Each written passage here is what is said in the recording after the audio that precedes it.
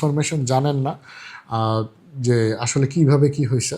এই detail area plan ড্যাবটা basically বিগত সরকার আমলে একটা আইন, যেখানে শহরের মানুষ কতজন থাকবে ঢাকা শহরে, এবং ওইটা নির্ধারণ করে তারা একটা মাস্টার প্ল্যান করে ঢাকা শহরের, এবং আবাসনের সংখ্যা, পরিমাণ, সাইজ নিয়ন্ত্রণ করার চেষ্টা করে। এইটা গ্যাজেট হওয়ার পর থেকে এটা নিয়ে আসলে কন্ট্রোভার্সি চলতেছে, মানুষ এটাকে মানেনি, এবং যার কারণে ঢাকার নির্মাণ সেক্টর কলাপস করে। বিগত সরকারের আমলে স্থপতিরা বিভিন্নভাবে চেষ্টা করছে, অন্যান্য স্টেক হোল্ডাররা চেষ্টা করছে, কিন্তু পারে নাই, এনিহাও বিভিন্ন কারণে পারে নাই।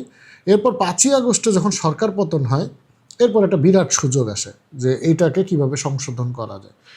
তখন বাংলাদেশ স্থপতি ইনস্টিটিউটের যে টিমটা কাজ করে এই সংশোধনের জন্য, আমি ওইখানে সরাসরি ওটার সাথে কাজ করি, এবং তখন উপদেষ্টা বরাবর গিয়ে বিভিন্নভাবে পুরা একটা সিচুয়েশন তৈরি হয় যে না, মানুষের কথা তখন শোনা হবে, এবং এই শুনতে গিয়ে ড্যাপের ফারের মান কত হবে, এরিয়া ফারের মান কত হবে, ইউনিট সংখ্যা কত হবে, এইগুলা নিয়ে বিভিন্ন তর্ক বিতর্কর পর রাজুক এবং যারা ড্যাপ নিয়ে কাজ করে প্ল্যানাররা, তারা এই জিনিসটার একটা রিভিশন ডাটা তৈরি করে।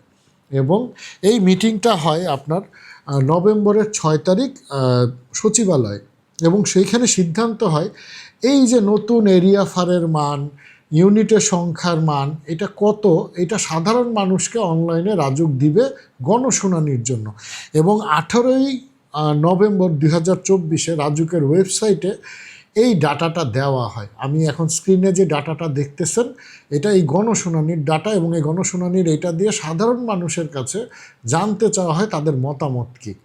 এবং এইখানে যে ডাটাটা দেওয়া হয়, এইখানে কিন্তু এরিয়া ফারের মান বাড়ানো হয়েছে, ডুয়েলিং ইউনিট মানে কাঠাপতি কয়টা ইউনিট করতে পারবেন সেই মানটা বাড়ানো হয়েছে। সব মিলাই ঝিলায় এতদিন ঢাকায় যে চর্চাটা হয়তো 2008-এর বিধিমালা অনুযায়ী মোটামুটি তার কাছাকাছি গেছে, কিন্তু ওইটাও না, কাছাকাছি। এবং এটা চালানো যায় যে ঠিক আছে, এতদিন যেই প্রসেসে চলছে, এবং ডিসক্রিমিনেশনটা যে এলাকা ভিত্তিক ফারের মানের যে বৈষম্যটা, এটা অনেকাংশে কমায় নিয়ে আসা হয়েছে।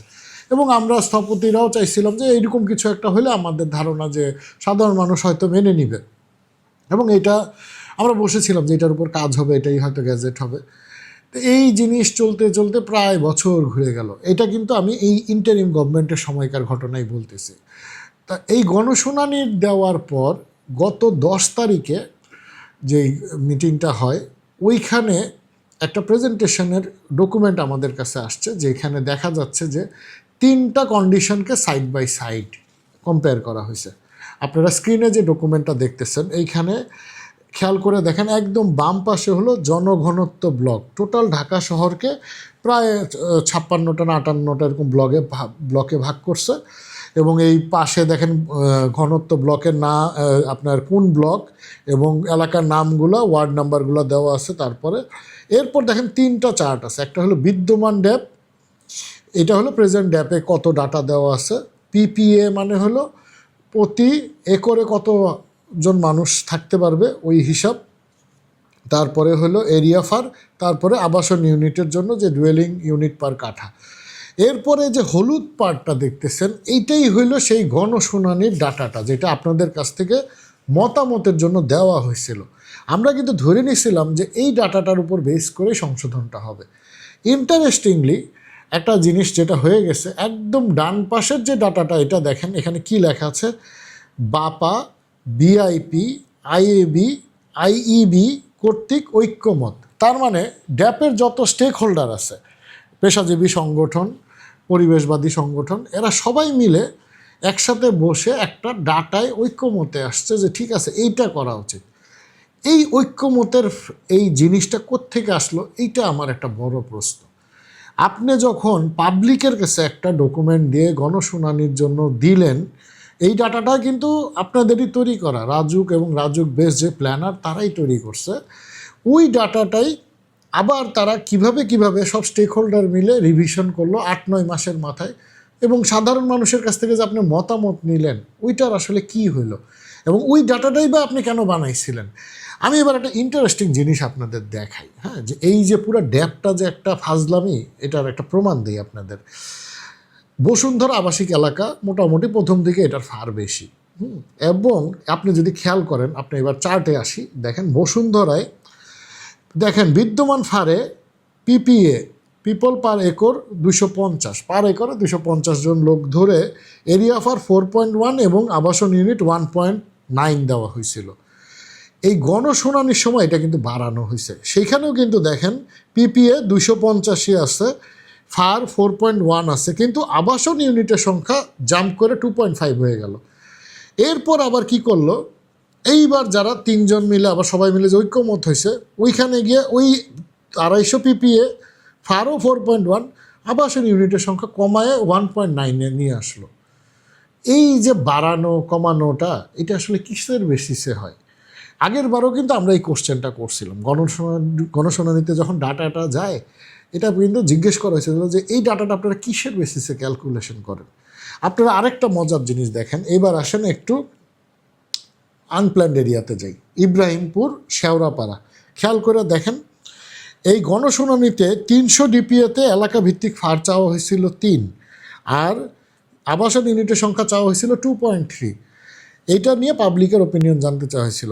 এখন এই স্টেক হোল্ডাররা মিলে এই 3 ফারে কমায় নিয়ে আসলো 2.8, আর আবাসিক ইউনিটে কমায় নিয়ে আসলো 2.3 থেকে 1.7। কীভাবে কমাইলেন? আপনার তো দুইটারই পপুলেশন পার একর সেম, তাহলে আপনার ইচ্ছা হইলে আপনি কমাই দিলেন। মানে পুরো জিনিসটা হয়ে গেছে কীরকম, মাছ বাজারের মূলামূলির মতো। আমার ইচ্ছা হইলো নাকি এই স্টেক হোল্ডাররা সবাই দেখেন, এই স্টেক হোল্ডারের মধ্যে আমি যে কমিউনিটিকে বিলং করি, আর্কিটেকচার কমিউনিটি, আমাদেরও স্টেক হোল্ডাররা আছেন এখানে আইএবি।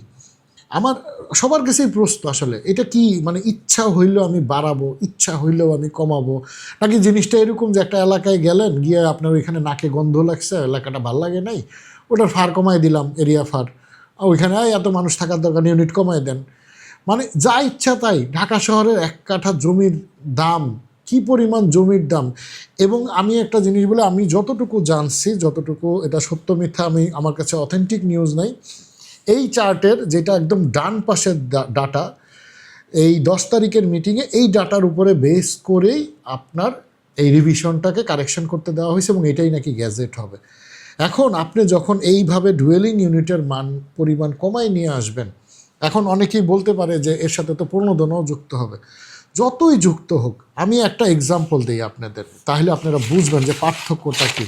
আমি রামপুরার একটা র্যান্ডম সাইট, 5 কাঠা জমি এবং রাস্তা 20 ফিট হলে এই চার্ট অনুযায়ী আমি 3টা ভাগে ঘটনাটা কী হয় আপনাদের বলি, আপনারা তাহলে বুঝবেন।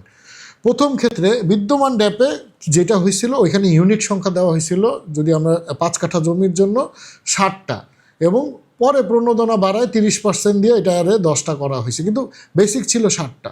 এবং ওই সময় যেই ফার দেওয়া ছিল, এরিয়া ফার, এবং আপনার তখন তো 2008 দিয়ে ক্যালকুলেশন হতো, ওই হিসাবে এই এলাকার ফার আপনি পাইতেন 2। তার মানে এটা অবাস্তব ছিল। গত গণশুনানিতে এই জিনিসটাকে যখন সংশোধন করা হয়, প্রণোদনা ছাড়া ইউনিট বাইরে বাড়ছিল 15টা। আপনি চিন্তা করেন, 7 এবং 15টা, এবং ফার বেড়ে হয়েছিল 3.5। এটা গণশুনানিতে দেওয়া হয়েছিল। এই জিনিস এখন এই সবাই মিলে ঐক্যমতে যাওয়ার পর ঘটনা কি হয়ে গেছে, ওইখানে ইউনিট হয়ে গেছে প্রণোদনা ছাড়া 11টা, আর ফার হয়ে গেছে 3.1। এই যে ঘটনাগুলো আপনি কমাই দিলেন, এইসব এলাকায় মানুষের ডিমান্ড কতটুকু? 1000 স্কোয়ার ফিটের 2-3 বেডের একটা ছোট্ট ইউনিট, আপনি একটা জমি 5 কাঠা জমি এখন একজন মানুষ কিনতে পারে না, 15-20 জন লোক মিলে একটা জমি কিনে। তো এই কিনে সবাই চিন্তা করে সবাই একটা একটা করে ফ্ল্যাট পাবো। আপনি তো এই রাস্তাগুলো বন্ধ করে দিলেন। গণশুনানিতে মানুষকে যতটুকু দিলেন, তাহলে কিসের বেসিসে ভর করে স্টেক হোল্ডাররা আবার এই জিনিসটা কমায় নিয়ে আসলো? এবং এটার নেগোসিয়েশনের আসলে মাত্রাটা কি, এটা কি মূলামূলিটা কীভাবে হচ্ছে, এটা আমার কাছে খুব অদ্ভুত একটা বিষয় লাগতেছে। আমি পুরা চার্টটাকে এখানে আমার যে ডেসক্রিপশন বক্স, এখানে আমি গণশুনানির পিডিএফটাও দিয়ে দিব, এবং এই যে প্রেজেন্টেশনে যে চার্টগুলো দেখালাম এইগুলোও আমি দিয়ে দেবো। আপনারা এগুলো একটু খেয়াল করেন, তাহলে আপনারা সাইড বাই সাইড অ্যানালাইসিসগুলো দেখলেই বুঝবেন যে যদি ডান পাশের ডাটাগুলো আসে, তাহলে সবার জন্য আসলে বিপদ আছে সামনে। এই বাড়ানোর ভিতরে পড়ে না, এবং ঘটনা যেটা হবে, দিন শেষে সামান্য এরিয়া ফার বাড়বে, কিন্তু ডুয়েলিং ইউনিট কন্ট্রোল করলে ওইটার সুফল এই দেশের সাধারণ মধ্যবিত্ত, নিম্ন মধ্যবিত্ত লোকজন পাবে না। স্পেশালি যখন এইখানে আমাদের এখানে একটা মোটামুটি ডেভেলপারের চাইতেও অনেকেই এখন জমি একসাথে হয়ে কিনে শেয়ারে যারা প্র্যাকটিস করতেছে, যে শেয়ারে বিল্ডিং করে সবাই ছোট ছোট ইউনিট হলে একটা ইউনিট নিবে, এই টাইপের মানুষগুলোর আবাসনের স্বপ্ন ধ্বংস হয়ে যাবে। এবং বড়লোকি এলাকাগুলোতে ঠিকই সুযোগ, আপনারা এই টোটাল ক্যালকুলেশনে একটা ইন্টারেস্টিং জিনিস আমি আপনাদের দেখাই, সেটা হলো গুলশান বনানীতে কিন্তু আপনার ফারের মান এবং ইউনিটের মান কমাইলেও কিন্তু কোনো সমস্যা নাই, কারণ ওই জায়গায় এরিয়া ফার দেওয়া হয়েছে 5 এরিয়া ফারে আপনি যেই সাইজের অ্যাপার্টমেন্ট করতে পারবেন, এক একটা 3,000 3,500, ওইখানে 10টা অ্যাপার্টমেন্ট, ওখানে তো সবাই লাক্সারি করতে ওইসব জায়গায় মানুষ থাকে, বড় লোকদের বাসস্থান। ওনারা থেকে 800 স্কোয়ার ফিটের ইউনিট করবে না, ওনারা সবাই চায় আরও বড় হোক, 4,000 5,000। তো ওনার ইউনিট সাইজ যতই ডুয়েলিং ইউনিট কমাক, ওনারা যদি ড্যাপে এটা হালাল করার চেষ্টা করে যে ওদের তো ডুয়েলিং ইউনিট কমাই দিছে, ওনারা আরও কমাই দিলে আরও খুশি হবে, ওনারা চাই বড় বড় বাড়ি। কিন্তু আপনার যেই এলাকার মানুষের ইউনিটের চাহিদা বেশি, আপনি ওই জায়গায় নিয়ন্ত্রণ করে ইউনিটের সংখ্যা কমাই দিলে এই শহরের মানুষ থাকবে কোথায়? সবাইকে কি আপনি বসতিতে পাঠাই দিবেন? যাই হোক, এখন আমি যা যা বললাম এই জিনিসগুলা আমার অ্যাজামশন থেকে বলা, এবং এটা গ্যাজেট না হওয়া পর্যন্ত কনক্রিট ডকুমেন্ট কি এটা আমি শিওরলি বলতে পারতেছি না, কিন্তু যে ডাটাগুলো আমার কাছে আসছে, আমার কাছে মনে হয়েছে এটা জানার অধিকার সবার আছে এবং এই রাইটসগুলো সবার আছে, এবং ওই বেসিসে আমি ডাটাগুলো আপনাদের সাথে শেয়ার করলাম। এখন বাকিটুকু গ্যাজেট আসলে জানা যাবে। আর আপনাদের মতামত কি এটা অবশ্যই আমাকে কমেন্টস করে জানাবেন। আর স্পেশালি আমার ফেসবুক পেজ যেটা, এটাতে আপনারা কমেন্ট করতে পারেন, আমি ওইখানে